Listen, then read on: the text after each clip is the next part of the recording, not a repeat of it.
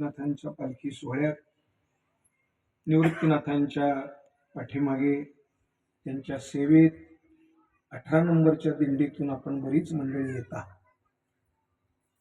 आनंदाची गोष्ट आहे. ज्यांचा मी सेवक आहे त्यांच्या परंपरेत आपण सेवे करता येतात, आनंदाचा भाग आहे.